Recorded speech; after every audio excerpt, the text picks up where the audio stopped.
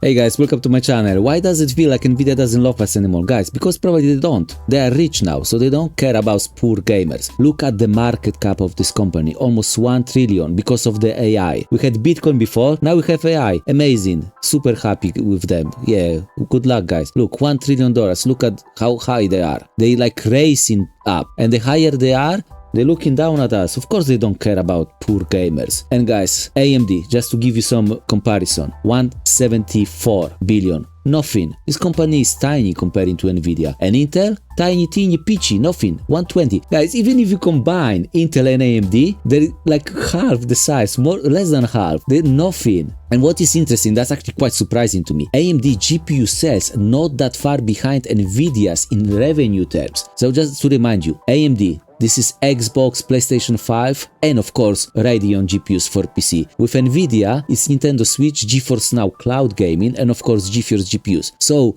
all this is 90%. AMD has 90% of revenue of Nvidia. So close, really. But again, Nvidia doesn't care about us anymore because they sell this. How us gamers can compete with companies like Amazon, Microsoft, and other? Of course, we cannot compete with that. With $400 GPUs, look, Nvidia is selling this card. So they have two things to decide, like two problems with us gamers. They cannot give us more VRAM because maybe if they provide enough VRAM for gaming, some professionals will think, oh, maybe we can buy gaming GPUs instead of this stupidly priced GPUs and use for professional use. Of course, Nvidia cannot afford to do that. That's why we have not enough VRAM, because they prefer to sell this one. That's what makes them rich, not 4060 Ti for $400. And another problem is that TSMC, what makes the GPUs for them, for Nvidia, is at the limit of production. They cannot produce more. So Nvidia needs to decide where to allocate the silicon. Make more of 460 Ti's for $400 or more of those. Of course those. Of course. They're not stupid. And look, for AMD it's a little bit similar because they make professional GPUs as well with actually stable drivers. That's a jokes. Yeah, the drivers are good. So look guys, yeah, 48 gigabytes, $4,000, $8,000. But not everything is doom and gloom, because even if this is a priority for these companies, that's where they make a lot of money. I believe none of these companies want to lose gaming market. Even if it's not that important at the moment, they don't want to lose it because maybe it's gonna change. Maybe this all AI, this corporate market at the moment is just a bubble. Well, probably it is, because when demand will be fulfilled, yeah, when they produce enough cards and sell off these cards and everybody will be happy with enough GPUs, the gaming market will be more important again. So they don't want to lose it at the moment. They still want to gain, but they need to balance where to get the GPUs, more to corporate market or more to gaming market, you know? So yeah, we still kind of important, maybe not the priority at the moment, but they don't want to lose us. But at the same time, look, the games are so horrible optimized. The price of GPUs are horrible. 5% uplift in performance, like horrible. But the atmosphere online is amazing. Like everybody's so happy, so laughably bad. The atmosphere is actually good. Look, the games are bad, badly optimized. You get, you know, games like this, broken, $70, bugs, de novo, apologies, horrible. Like,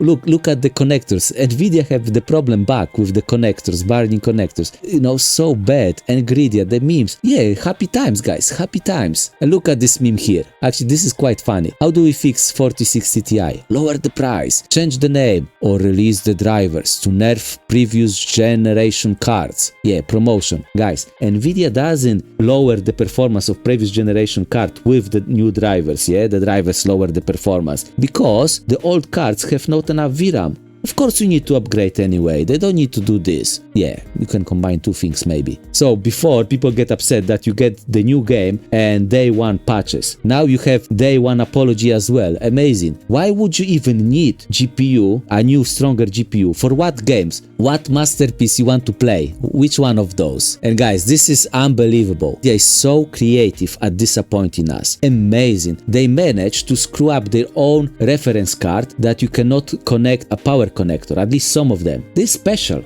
And guys, I'm laughing of them, yeah, I'm laughing, but I own. This is my first AMD GPU, and I'm happy. I'm actually very impressed with this card. 5700 XT, it really aged like a fine wine. I'm really happy. I played the most demanding games with this GPU. Yeah, 1080p at the moment, or very strong FSR, but playable. I'm really happy with this card. But at the same time, guys, they give us so much joy, so much laughs. This is funny. actually this makes me happy because it's funny. I'm laughing. And guys, this really surprised me because according to Moore's Law is that he's got a lot of connection. He's like the best leaks online. I actually recommend his channel, so like, subscribe to this guy. According to his information, the AMD 7600 is selling actually quite okay, like quite well, when Nvidia card is selling horrible, like not selling, like nobody's buying this card, like nobody. The sales of this card are horrible, which I'm quite surprised. I know it's got very bad reviews, but guys, this is Nvidia, and at the same card, I think this card is really bad. I own AMD, I like AMD, I wish them well, but this card is losing to AMD's own cards of the last generation, so I'm quite surprised people buying this card, but I'm really happy. I'm really happy with that, because this 90% of market share for Nvidia was very unhealthy for everybody. Even if you are a hardcore Nvidia fan, yeah, if you are a fanboy, which is very unhealthy, nobody should be a fanboy of a corporation. Why would you be? It's expensive, it's stupid. But even if you are a fanboy of Nvidia, you don't want them to have 90% of market share. This is not good for anybody. So yeah, even if this card is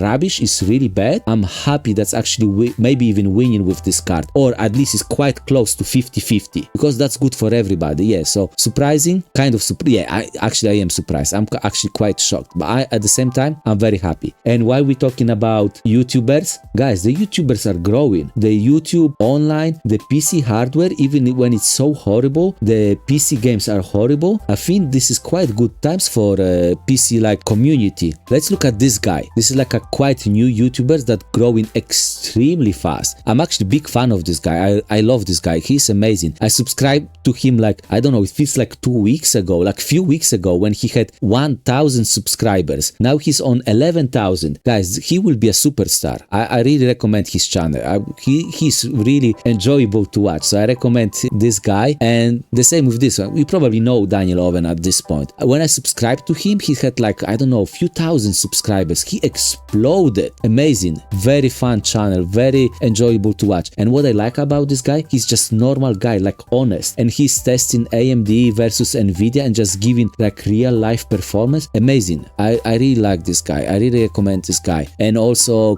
classical technology, and another enjoyable to watch channel, because what he's talking about mostly about people not being happy with the new GPUs, new hardware, and I think that gives people justification to not buy new hardware, to not spend money, to feel good about keeping their own old hardware. So yeah, actually enjoyable channel. And guys, at this point, this is kind of scary, and I need to rethink my channel as well, like I gonna approach, because I'm brand new, yeah, I have like 8 subscribers or something, yeah, and 100 family members and friends. Look, Linus Tech Tips like released this review, and he was extremely sarcastic in his review, like he even said, guys, I'm sarcastic, like he's sarcastic, and he mentioned, guys, I'm sarcastic, and people still took him seriously and thought that he's Nvidia shield. I don't know if I can be sarcastic when this guy was in trouble because people took him seriously. Guys, I don't know. I think I need to be careful with that. And also Techie City, I really liked his channel as well. I think a lot of people liked, 500,000 subscribers. Of course, a lot of people like him, but he was in trouble because of Nvidia reviews. And I think his problem, he was telling his real own opinion when he didn't understand the atmosphere, the feelings towards Nvidia on social media, on Reddit, on forums. So he didn't know how people feel about this card before the release. His mistake, I think, was that he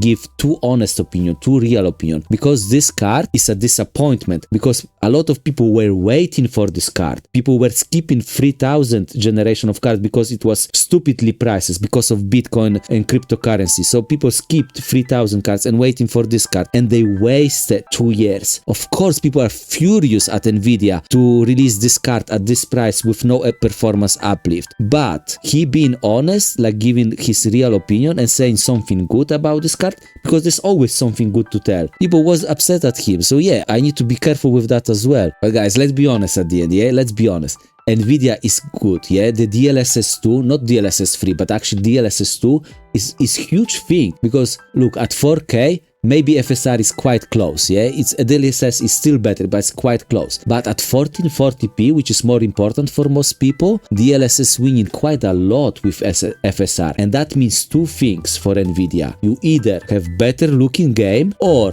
you're more aggressive with DLSS, with the settings, and you get more FPS. That's huge. That's really huge. But I'm really happy that people actually start choosing AMD. Not every game use it, and you get more real performance from AMD for the same dollars, but also more VRAM. This is extremely important, because if you have not enough VRAM, this is meaningless. And also, I mentioned this a few times, not enough VRAM is not problem for us gamers, but more important, or maybe also more important for developers, because that's one of the reasons why games feel so badly optimized recently. We have not enough VRAM, and developers cannot optimize games forever. They don't have enough money. And number one request from developers is more VRAM. Everything about memory. That's why PlayStation 5 is so well optimized around memory. Everything is about memory. Enough VRAM, fast NVMe. Everything is fast. When on PC, we are getting real bottlenecks. This is very important, and I'm really happy that people are starting to switch to AMD.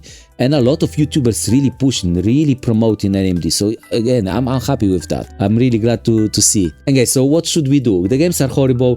PC hardware is horrible. We shouldn't buy new games.